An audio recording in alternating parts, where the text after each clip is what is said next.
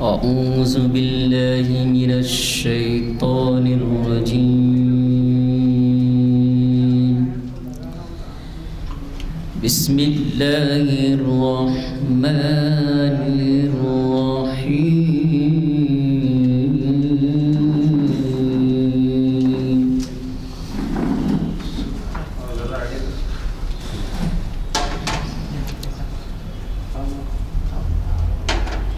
قل يا أيها الكافرون لا أعبد ما تعبدون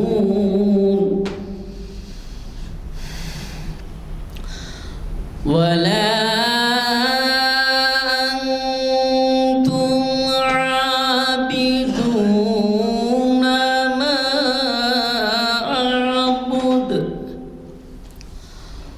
ولا أنا عابد ما عبدتم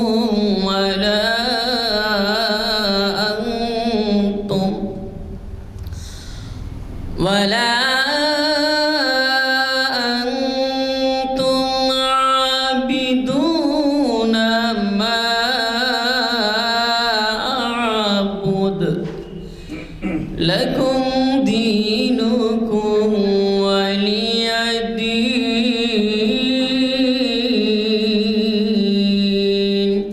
صدق الله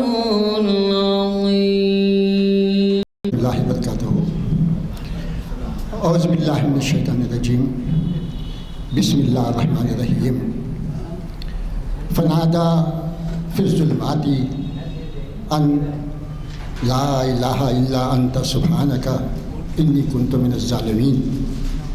صدق اللہ العظیم. برادران کرام، یہ آیت جو میں نے تلاوت کی ہے وہ سورہ انبیاء کی 87ویں آیت ہے. قرآن کی آیتوں کو پڑھنے سمجھنے سے پہلے اس کے پس منظر کو جن حالات کے اوپر وہ نازل ہوتی ہے غور کرنا ضروری ہے کہ یہ آیات کس مقصد کے تحت، کس پس منظر کے تحت نازل ہوئی ہے. اب یہ قرآن کی آیت، اس کے اندر اللہ تعالیٰ فرماتے ہیں فنادى فی الظلمات، جب اس نے ہمیں پکارا. کہاں سے؟ اندھیروں سے. فی الظلمات، جب وہ اندھیروں سے ہمیں پکارا.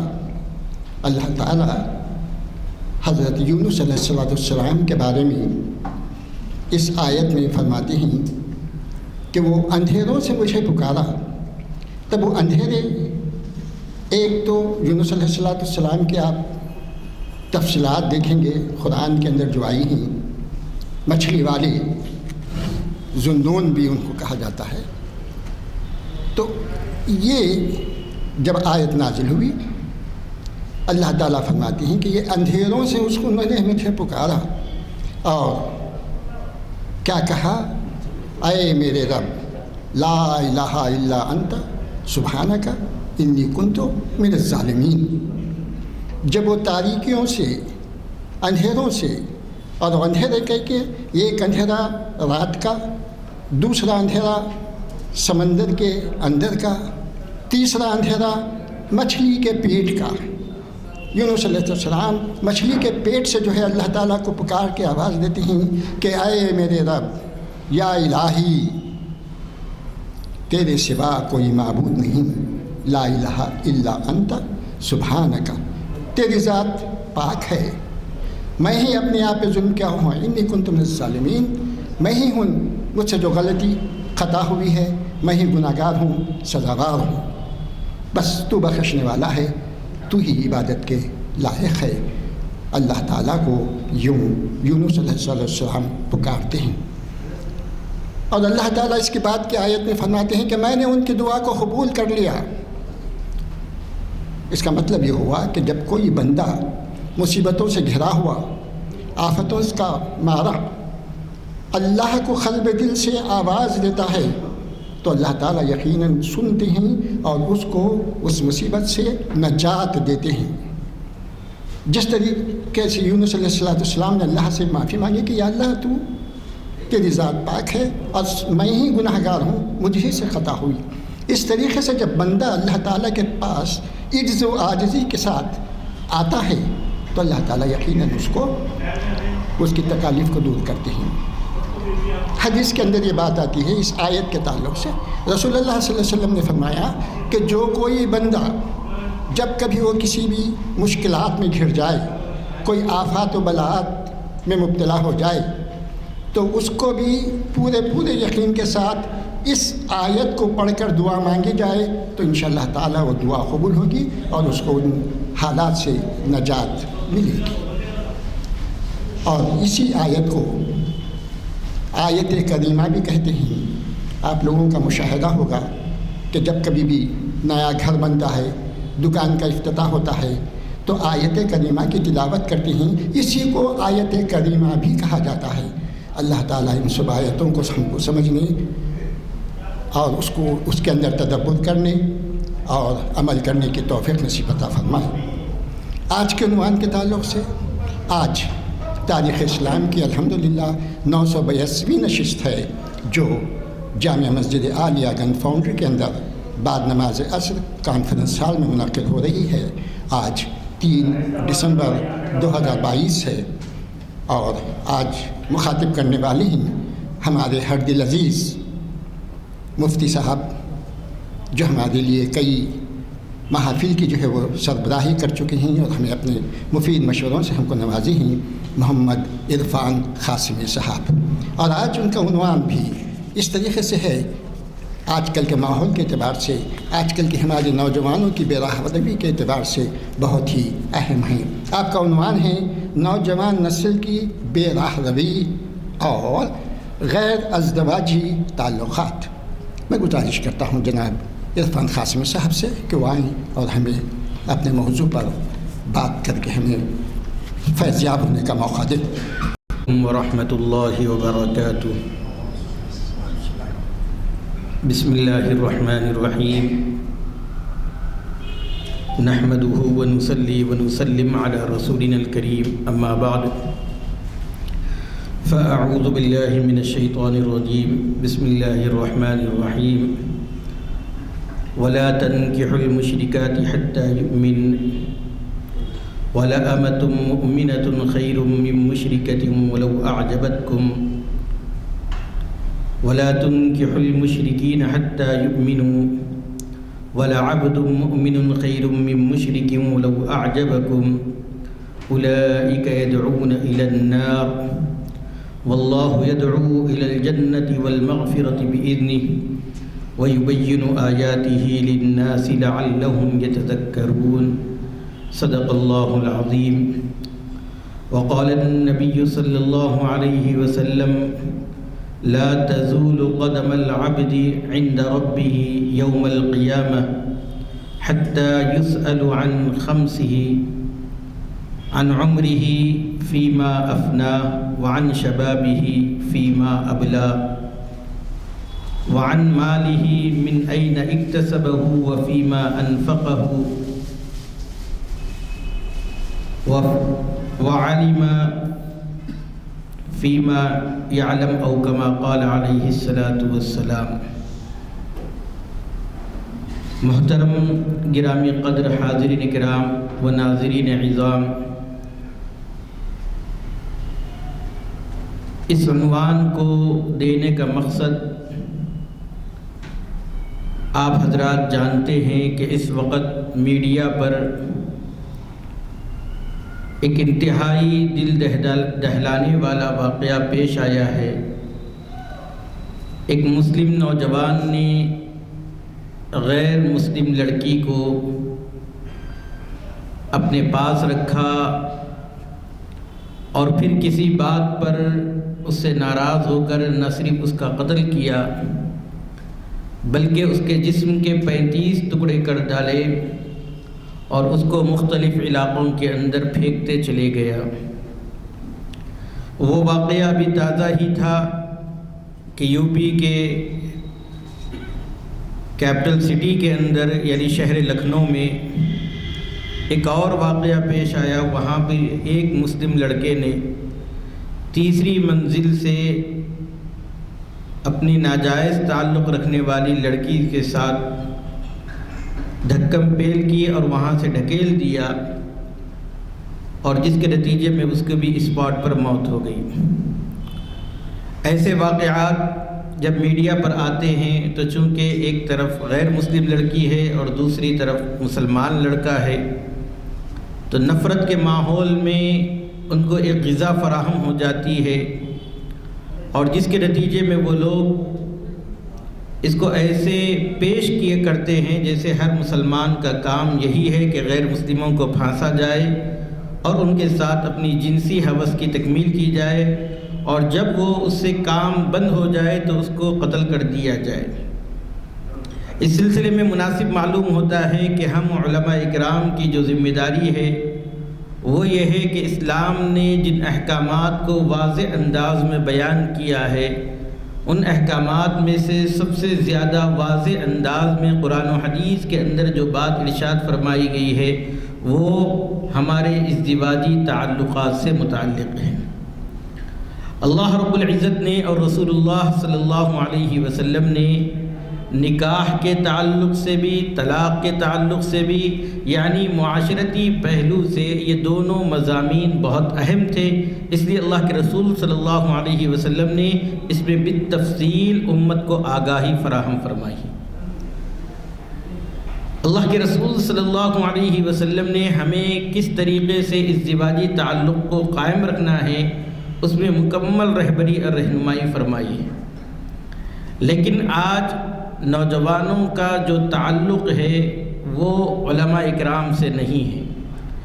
ان کا تعلق ڈائریکٹ انٹرنیٹ سے ہے، ان کا تعلق ڈائریکٹ اپنے فون سے، اپنے موبائل سے اور اپنے لیپ ٹاپ سے ہے، جس کے نتیجے میں وہ لوگ وہیں سے علم حاصل کر رہے ہیں، وہیں سے بے راہ روی کا شکار ہو رہے ہیں، اور وہیں سے ان کو جو چیز مطلوب ہوتی ہے وہ ان کو وہاں سے حاصل ہو جاتی ہے، جس کی وجہ سے آج ہر نوجوان کے جیب میں ایسا موبائل موجود ہے جس میں سوشل جتنے ایکٹیویٹیز ہیں وہ اس کے فون میں نظر آتے ہیں. میرے بھائیوں، یاد رکھیں اسلام نے جو تعلیمات دی ہیں وہ بہت ہی پاکیزہ تعلیمات دی ہیں. اللہ رب العزت نے مومن مردوں سے بھی خطاب کر کے اور مومن عورتوں سے بھی خطاب کر کے فرمایا، اے نبی صلی اللہ علیہ وسلم آپ مومنوں سے کہہ دو یغضوا ابصارہم، اپنی نگاہ کو نیچی رکھیں. وقل للمؤمنات یغضضن من ابصارہن، اور اے نبی صلی اللہ علیہ وسلم آپ مومنہ عورتوں سے کہہ دیجئے کہ وہ اپنی نگاہوں کو نیچی رکھیں. یعنی اسلام نے ہر وہ دروازے کو بند کیا ہے جہاں سے بے راہ روی کے اسباب میں انسان پڑ سکتا ہے اور بے راہ روی کا شکار ہو سکتا ہے. اس لیے آنکھوں کی حفاظت کرنے کا ہمیں حکم دیا ہے. آج ہمارے نوجوانوں کو کسی راستے میں چلنے والی لڑکی کے اوپر نظر اٹھانے کی ضرورت نہیں ہے. وہ اپنے موبائل سے جتنی فحش چاہے تصاویر دیکھ سکتا ہے. وہ اپنی جنسی خواہش کی تکمیل کے لیے جیسی ویڈیوز چاہیے وہ اس کو وہاں پر نظر آ جاتی ہے، اور اسی کے نتیجے میں وہ اپنی جنسانی جو ہوس ہے اس کو بھڑکاتا ہے، اور بھڑکانے کے بعد جب اس کے پاس کوئی اور نظر نہیں آتے ہیں تو جو اس کو نظر آیا اسی کو اپنی ہوس کا شکار بنانے لگتے ہیں. اس لیے بہت مناسب یہ ہے کہ ہم لوگ جہاں دوسروں کو نگاہ اٹھا کر دیکھنے کی جہاں ممانعت ہیں وہیں ممانعت اجنبیہ عورت پر نظر ڈالنے یا ایسی فحش تصاویر پر نظر ڈالنے کی بھی ممانعت ہے جس کو دیکھنے کے بعد ہمارے جسم کے رونگٹے کھڑے ہو جاتے ہیں اور ہمارے جسم کے اندر ایک ہیجانی کیفیت پیدا ہوتی ہے اور وہ جنسی بے راہ روی کا شکار ہونے سے ہو سکتے ہیں. اس لیے اپنے بچوں کے اوپر، اپنی نسل کے اوپر بہت کڑی نظر رکھنی ہے. پہلے زمانے میں گناہ کرنے کے لیے بہت کچھ سوچنا پڑتا تھا. آج جیسے زمانہ ترقی کرتا گیا ہے اس وقت بہت آسانی کے ساتھ گناہ میں ملوث ہوتا ہے. اور پھر مخلوط تعلیم کا نظام، مخلوط ملازمتوں کا نظام، ان دونوں نے بھی ہمیں لے ڈوبا ہے۔ مخلوط تعلیم کا نظام یہ ہے کہ جس طریقے سے میل اور فیمیل کا اختلاط ہوتا ہے، اللہ کے رسول صلی اللہ علیہ وسلم نے فرمایا جب ایک لڑکا اور لڑکی یا ایک مرد اور ایک عورت تنہائی میں ہوتے ہیں تو تیسرا شیطان ہوتا ہے، تیسرا شیطان ہوتا ہے۔ کیا مطلب ہے؟ یعنی دونوں کے جذبات کو بھڑکا دیتا ہے اور جس کے نتیجے میں انسان بے راہ روی کا شکار ہو جاتا ہے۔ اور پھر قرآن مجید کی جو آیت میں نے تلاوت کی ہے اس میں اللہ رب العزت نے بہت ہی ٹوک انداز میں فرمایا وَلَا تَنْكِحُوا الْمُشْرِكَاتِ حَتَّى يُؤْمِنْ، مشرکہ عورت سے نکاح نہ کرے یہاں تک کہ وہ ایمان لے آئے۔ اس کے بعد اللہ رب العزت فرماتے وَلَأَمَةٌ مُؤْمِنَةٌ خَيْرٌ مِّن مُشْرِكَةٍ وَلَوْ أَعْجَبَتْكُمْ، ایک مومنہ باندی یعنی معاشرے میں جس عورت کی کوئی حیثیت نہیں ہے، سماج میں اس کا کوئی مقام نہیں ہے، اس کا کام یہ ہے کہ وہ اپنے آقا کی خدمت کرے، اس کا کام یہ ہے کہ وہ گھر کی صفائی کرے، اس کا کام یہ ہے کہ وہ آقا کے حکموں کے ماتحت چلے، لیکن اللہ رب العزت فرماتے ہیں ایسی مومنہ باندی جس کی ذمہ داری اپنے آقا کی خدمت کرنا ہے وہ ایک مشرکہ عورت سے بہتر ہے۔ یعنی اگر نکاح کا انتخاب کرنا ہے، اپنی زوجہ کا انتخاب کرنا ہے تو اللہ رب العزت فرما رہے ہیں کہ اس کے لیے ہمیں شرط یہ ہے کہ وہ مومنہ، اگرچہ کہ وہ سماج میں کوئی حیثیت اور مقام نہیں رکھتی ہے لیکن اس کے باوجود وہ ایک مشرکہ سے بہتر ہے، ایک اس عورت سے بہتر ہے جس کے دل میں اللہ رب العزت کی معرفت کی چنگاری نہیں ہے، اس عورت سے بہتر ہے جس کے دل میں بتوں کو جگہ دی گئی ہے اور جس کے دل میں اللہ رب العزت کی وحدانیت نہیں ہے۔ ایسے دل سے وہ دل بہتر ہے جو اگرچہ کہ سماج میں اس کا کوئی مقام اور کوئی حیثیت نہیں۔ آل انڈیا مسلم پرسنل لا بورڈ اصلاح معاشرے کے عنوان سے جگہ جگہ بہت سے پروگرام کر رہے ہیں۔ ایک مرتبہ علماء اکرام کو جوڑ کر وہاں پر سنجیدگی کے ساتھ گفتگو کی گئی تو ہمارے باغ عامہ کے جو خطیب صاحب ہیں انہوں نے اپنی جو رپورٹ پیش کی ہے وہاں پر اس میں یہ کہا کہ اعلیٰ تعلیم یافتہ لڑکیاں ہماری غیروں کے ساتھ زیادہ جا رہی، اعلیٰ تعلیم یافتہ لڑکیاں، اس لیے کہ ہمارے نوجوانوں کا حال یہ ہے کہ وہ بمشکل 10ویں کلاس پاس کرتے ہیں اور 10ویں کلاس پاس کرنے کے بعد جیسے ہی کالج میں آتے ہیں وہ یہ سمجھتے ہیں کہ ہم آزاد ہو گئے ہیں، ہم ماں باپ سے آزاد ہو گئے ہیں، ہم اسکول کے مینجمنٹ سے آزاد ہو گئے ہیں، یعنی اب ہم اپنی مرضی کے مطابق زندگی گزار سکتے ہیں۔ یہ جو احساس پیدا ہونے لگا ہے اس کے نتیجے میں وہ لوگ انٹرمیڈیٹ اور پھر آگے کی جو تعلیم حاصل کر سکتے ہیں وہاں پر جا کر وہ لوگ پیچھے لڑکھڑا رہے ہیں، اس لیے کہ آزادانہ ماحول ان کو فراہم ہو رہا ہے۔ آپ دیکھیں گے کتنے بچے SSC تعلیم حاصل کر رہے ہیں اور کتنے بچے اپنی تعلیم مکمل کر پا رہے ہیں۔ آپ لوگ زیادہ جانتے ہیں، ہم لوگ مدارس کے لائن سے ہیں، مدارس میں ہم لوگ جانتے ہیں کہ کیسی تعلیم ہوتی ہے، لیکن اگر تناسب دیکھا جائے تو اگر 85% طلباء ہمارے 10ویں کلاس پاس کر رہے ہیں تو آگے جا کر جو ڈگری حاصل کرنا ہے یا ان کا جو ٹارگٹ ہے اس کو حاصل کرنا ہے اس میں 20% بچے بھی وہاں تک نہیں پہنچ پا رہے ہیں۔ اتنا بڑا جو گراوٹ ہو رہی ہے اس کا نتیجہ یہ ہے کہ ہماری جو مسلم لڑکیاں ہیں وہ اگر 90% اگر 10ویں کلاس پاس کر رہی ہیں تو وہ تعلیم مکمل کرتے ہوئے ان کا فیصد جو ہے 50% رہتا ہے یا 60% رہتا ہے۔ اس کے نتیجے میں وہ لوگ یہ دیکھ رہے ہیں کہ میرے ساتھ پڑھنے والا جو طالب علم ہے، میرے ساتھ پڑھنے والا جو مسلم لڑکا ہے وہ ہم سے تعلیم میں بہت پیچھے ہے، اگر ہماری اس کے ساتھ شادی ہوتی ہے، کم پڑھے لکھے کے ساتھ شادی ہوتی ہے تو ہمارا جو اسٹیٹس ہے وہ گر جائے گا، ہمارا جو لیول ہے وہ گر جائے گا۔ اس لیے تعلیم کو بنیاد بنا کر اگرچہ کہ اس کے مد مقابل کوئی مشرک ہو، کوئی کافر ہو، اس کو ترجیح دی جا رہی ہے، حالانکہ قرآن مجید کا واضح اعلان ہے وَلَا تُنْكِحُوا الْمُشْرِكِينَ حَتَّى يُؤْمِنُوا کہ اے مسلمانوں تم اپنی لڑکیوں کا نکاح مشرکین سے مت کرو آگے اللہ رب العزت فرماتے ہیں وَلَعَبْدٌ مُؤْمِنٌ خَيْرٌ مِّن مُشْرِكٍ وَلَوْ أَعْجَبَكُمْ، ایک مومن غلام یعنی جس کی سماج میں کوئی حیثیت نہیں ہے، معاشرے میں اس کا کوئی مقام نہیں ہے، لیکن وہ غلام ہے، مومن ہے، اپنے آقا کی وہ فرما برداری کر رہا ہے، اطاعت کر رہا ہے، اس کے حکم کے تحت چل رہا ہے، لیکن اللہ رب العزت فرما رہے ہیں کہ یہ مومن غلام بہتر ہے مشرک سے۔ وَلَوْ أَعْجَبَكُمْ، اگر کہ کسی بھی اعتبار سے وہ تمہیں بھلا لگے، تعلیم کے اعتبار سے بھلا لگے، مالی اعتبار سے وہ بھلا لگے، یا پرسنالٹی کے اعتبار سے وہ بھلا لگے، کسی بھی اعتبار سے بھلا لگے، شریعت یہ کہتی ہے کہ تمہارے وہ لائق نہیں۔ یہ بات ہم اپنے نوجوانوں کے ذہن و دماغ میں بٹھانا ہوگا، چاہے وہ مسلم لڑکے ہوں یا مسلم لڑکیاں ہوں، ان کو یہ بات بتانا ہوگا کہ آپ کے لیول کے اگرچہ کے بچے نہیں مل رہے ہیں، آپ کے لیول کی اگرچہ کے بچیاں نہیں مل رہی ہیں، اپنے گراف کو نیچے کیجئے اور سماج کے ایسی خواتین کو اپنے نکاح میں لائیے جن کی سماج میں کوئی حیثیت نہیں ہے، لیکن وہ ان کے دلوں میں اللہ اور اس کے رسول کی محبت ہے۔ یاد رکھیں جنسی بے راہ روی جو اس وقت عام ہوتی جا رہی ہے، اس میں ایک بڑی وجہ یہ ہے کہ آج ہم نے نکاح کے عنوان سے ایسی رسومات اپنے یہاں لے آئی ہیں جس کا کوئی معاشرے میں اسلامی معاشرے کے اندر اس کا کوئی رول نہیں ہے۔ آج نکاح میں تاخیر اور نکاح کو لیٹ کرنا، چاہے وہ لڑکے ہوں یا لڑکیاں ہوں، آپ بتائیے کہ ایک لڑکا یا ایک لڑکی 12 سال میں 13 سال میں بہت سے زیادہ 15 سال میں وہ بالغہ ہو رہی، اور ظاہر سی بات ہے کہ جب بلوغیت کی عمر کو پہنچ جاتے ہیں تو جنسی خواہشات اور جنسی میلانات شروع ہو جاتے ہیں،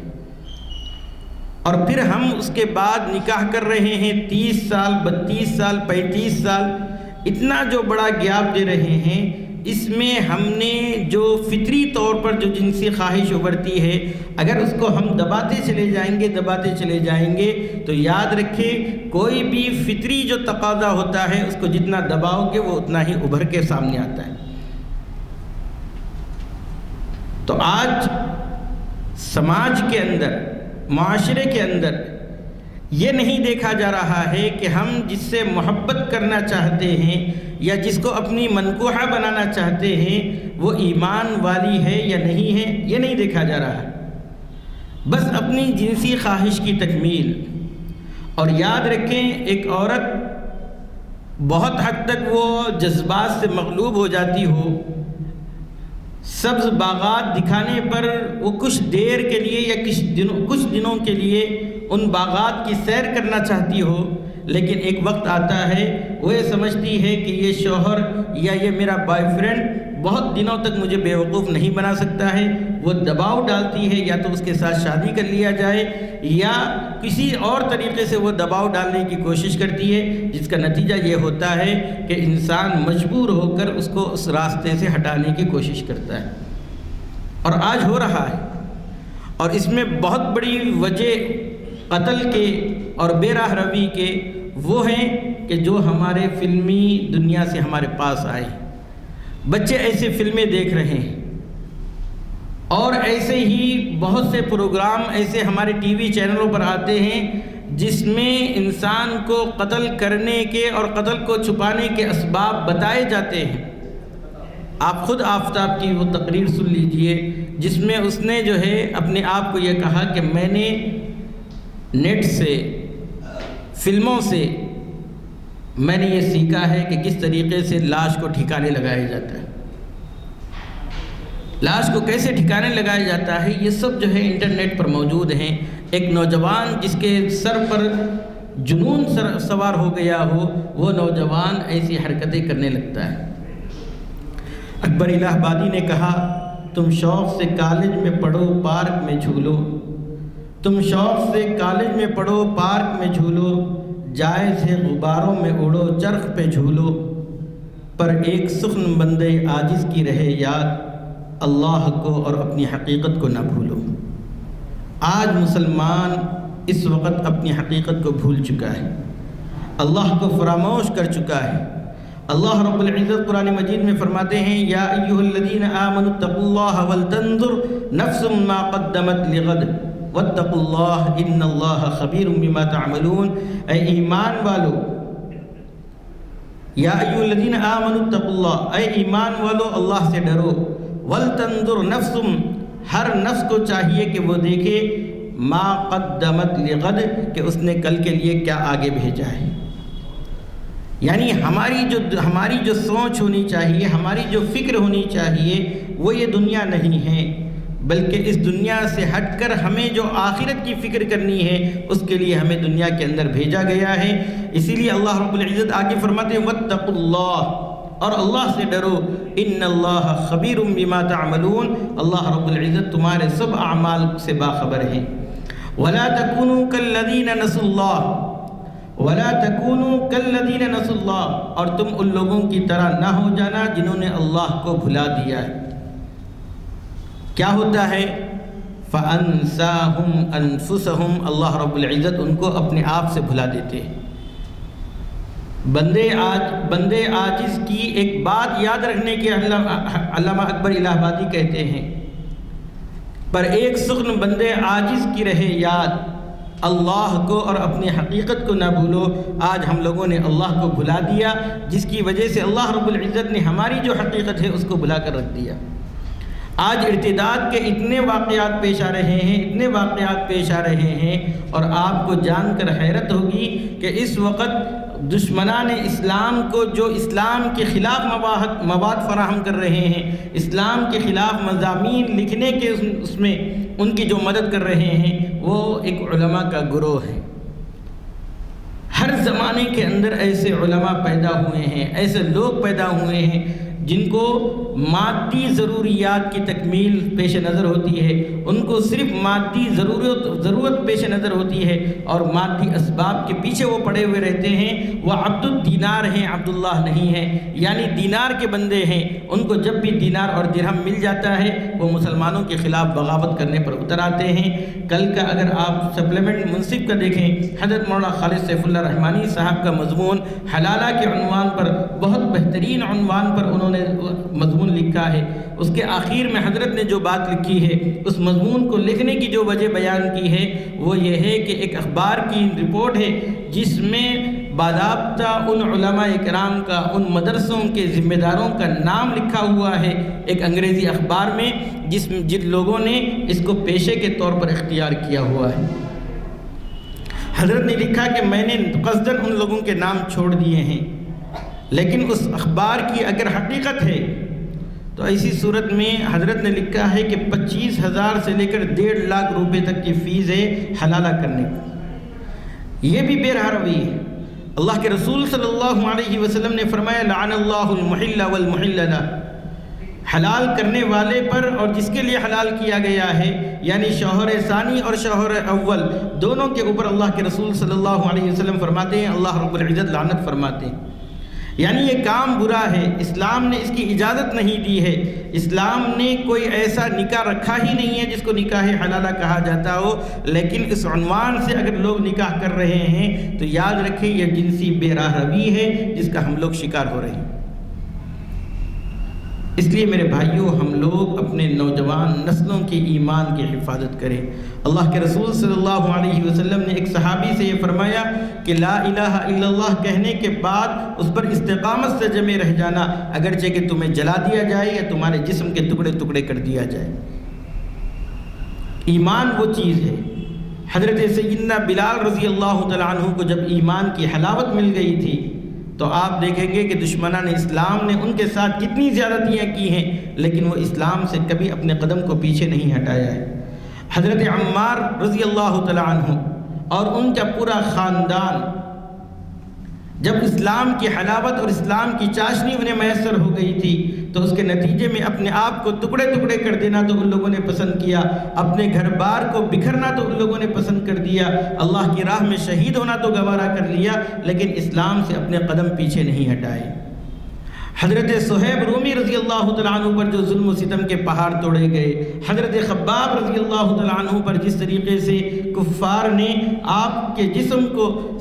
مشق ستم بنا دیا، وہ سب ہمارے سامنے موجود ہیں۔ لیکن یہ سب وہ صحابہ اکرام ہیں جن کو اللہ رب العزت نے ایمان کی حلاوت اور ایمان کی چاشنی عطا فرما دی تھی، جس کے نتیجے میں وہ لوگ اپنے جسم کو کھلونا بننا تو گوارا کر لیا، لیکن اپنے دل میں جو ایمان کی چنگاری تھی اسے کسی طریقے سے بجھنے نہیں دیا۔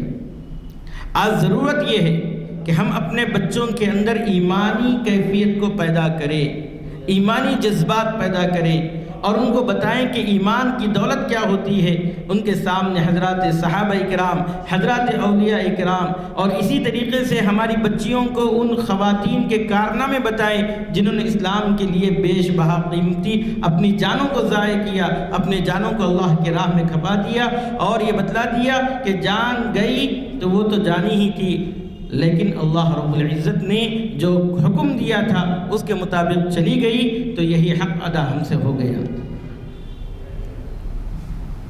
جان دی ہوئی اسی کی تھی، حق تو یہ ہے کہ حق ادا نہ ہوا۔ یہ کیفیت ہمارے بچوں کے اندر پیدا کرنے کی ضرورت ہے۔ آج ہم لوگوں نے اپنے بچوں کی تربیت کے سلسلے میں کوئی فکر نہیں کر رہے ہیں۔ مجھے معاف فرمائیے، یہاں پر جتنے احباب بیٹھے ہوئے ہیں ان کو یہ تو فکر ہے کہ اپنے بچوں کے مستقبل کے لیے ہم کیا کر سکتے ہیں، ان کو بہتر سے بہتر تعلیم دلوانا، ان کے خواہشات کو پورا کرنا، اور خاص طور پر جو بچے مطالبہ کرتے ہیں ہم اپنے آپ پر پتھر رکھ کے، اپنے دل پر پتھر رکھ کے ہم ادھر ادھر سے کچھ نہ کچھ کر کے اپنے بچوں کو گاڑی دلوا رہے ہیں، اپنے بچوں کی خواہشات کو پورا کر رہے ہیں۔ لیکن کیا فجر کی نماز میں جب ہم مسجد کو آتے ہیں کیا ہم اپنے بچے کو جو سویا ہوا ہوتا ہے اس کو جگانے کی ہمارے اندر ہمت ہے؟ نہیں ہے۔ ہم اپنے گھروں میں جو بہو ہیں، بہو کی فرمائشیں تو پوری کر رہے ہیں۔ بہو یہ کہتی ہے کہ پپا آج یہ ہمیں یہ لا کے دیجئے، آج یہ لا کر دیجئے، آج یہ کھانے کو من کر رہا ہے۔ ہم بڑے خوش ہو جاتے ہیں کہ ہماری بہو نے ہم سے یہ مطالبہ کیا ہے، وہ ہمارے سامنے اپنی فرمائش کر رہی ہے، ہم خوشی خوشی وہ چیز لا کر دے رہے ہیں۔ لیکن کیا ہم نے کبھی اپنی بہو کو نماز سے پوچھا ہے؟ نماز کے متعلق ہم اپنے گھر کو نورانی نہیں بنانا چاہتے ہیں۔ اللہ رب العزت نے قرآن مجید میں ایک آیت نازل فرمائی جس میں فرمایا ربنا ہب لنا من ازواجنا وذریاتنا قرۃ اعین، اے ہمارے پروردگار ہمیں ایسی بیویاں اور ایسی اولاد عطا فرما جو ہمارے آنکھوں کی ٹھنڈک ہے۔ اس کی تفسیر میں محدثین نے لکھا ہے اولاد کا صالح ہونا، اولاد کا نیک ہونا، یہ سب سے زیادہ آنکھوں کو باعث ٹھنڈک ہوتی ہے، ٹھنڈک کا باعث ہوتی ہے۔ انسان کتنا بھی گنہگار ہو وہ یہ نہیں چاہتا کہ میری اولاد بگڑے، وہ اولاد کو سدھرتا ہوا دیکھنا چاہتا ہے۔ ہم لوگ مدرسوں سے تعلق رکھتے ہیں، بہت سے ماں باپ آتے ہیں بچوں کی شکایت کرتے ہیں کہ فجر میں نہیں اٹھتے ہیں۔ جب ہم ان سے پوچھتے ہیں کہ کیا آپ لوگ بھی فجر کی پابندی کرتے ہو تو وہ نیچے منہ ڈال لیتے ہیں۔ یعنی ان کو اپنے بچوں کے فجر نہ پڑھنے کا دکھ ہے، لیکن اپنی فجر کی نماز نہ پڑھنے کا ان کو کوئی دکھ نہیں ہے۔ یہ احساس ہمارا چلے جا رہا ہے۔ تو میرے بھائیوں، آج گزارش یہ ہے کہ ہم لوگوں کو اپنی اولاد کی صحیح تربیت، صحیح فکر کرنی چاہیے۔ میں بارہا حضرت علی میاں ندوی رحمۃ اللہ علیہ کا وہ بچپن کا واقعہ جو انہوں نے اپنی کتاب کے اندر لکھا ہے کہ ان کے والد نے 7 سال کی عمر میں ان کو نماز پڑھنے کا حکم دیا، 10 سال ہو گئے تو اس کے بعد جب 11ویں سال میں انہوں نے قدم رکھا تو والد نے کہا کہ اگر تم اب نماز میں کوتاہی کرو گے تو ایسی صورت میں تمہیں مارا جائے گا، اس لیے کہ یہ پیارے حبیب صلی اللہ علیہ وسلم کا فرمان ہے۔ لیکن حضرت علی میاں فرماتے ہیں کہ مجھے 7 سال کی عمر سے جو نماز کی عادت ہو گئی تھی، گراؤنڈ کے اندر بھی میں نماز پڑھا کرتا تھا۔ لوگ دیکھ کر حیران ہوتے تھے کہ سب لوگ کھیل کود میں موجود ہیں، مصروف ہیں، یہ بچہ گراؤنڈ میں نماز پڑھ رہا ہے۔ کیوں؟ والدین کی تربیت ہے۔ آج ہماری کتنی نمازیں قضا ہوتی ہیں، ہمیں اس کا دکھ اور افسوس بھی نہیں ہوتا ہے۔ میرے بھائیوں، اس وقت جو جنسی بے راہ روی یا ہمارے نسلوں کی جو بے راہ روی ہے، اس میں سب سے زیادہ ذمہ دار ہم لوگ بھی ہیں کہ ہم نے اپنے بچوں کی صحیح تربیت نہیں کی ہے، اور ہم نے ایسے ماحول کے اندر ان کی پرورش کی ہے جس میں ان کو اچھے اور برے کی تمیز ان کے اندر نہیں رہی ہے، ان کو یہ پتہ نہیں ہے کہ ہمارا نکاح کس سے ہو سکتا ہے، کس سے نہیں ہو سکتا، بس جنسی خواہش کی تکمیل کے لیے جو مل گیا اس کو غنیمت سمجھ لے۔ یہ تو جانوروں کی کیفیت ہے جو آج ہمارے مسلم سماج کے اندر بھی پائی جا رہی ہے۔ اس لیے سب سے پہلے یہ ہے کہ ہم اپنے بچوں کی صحیح تربیت کریں، ان کے موبائل فون پر باضابطہ جو وہ لوگ پاسورڈ ڈالے ہوئے ہوتے ہیں وہ پاسورڈ ہمیں بھی معلوم ہو، اور ہم ایسی جو خفیہ چیزیں جو آج بڑے لوگوں کو نہیں معلوم ہے لیکن نئی نسل کو معلوم ہے وہ ان کے اندر چھپا کر رکھتے ہیں، ان تمام سے آگاہی ہمیں کرنے کی ضرورت ہے۔ اگر اس چیز پر توجہ نہیں دی ہے تو پھر ہم اپنی نسل کی صحیح حفاظت کرنے والے نہیں ہو سکتے۔ اللہ رب العزت سے دعا ہے کہ اللہ رب العزت جو باتیں کہی گئی ہے کہنے والے کو بھی عمل کی توفیق عطا فرمائے، اور سامعین و ناظرین کو بھی اپنے فضل و کرم سے توفیق عطا فرمائے، آمین۔